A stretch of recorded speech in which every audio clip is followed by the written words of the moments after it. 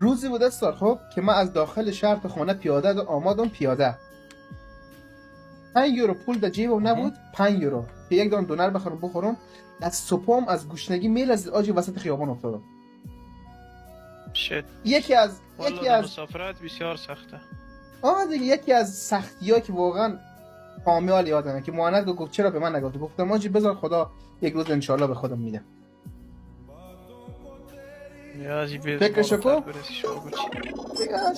دیگه زندگی همینه دیگه اینقدر بزن تا اینجا برسی گمش کو چیزا رو کنار بون بخیر یادت نبر که باز حالا بخیر بالا رسیدی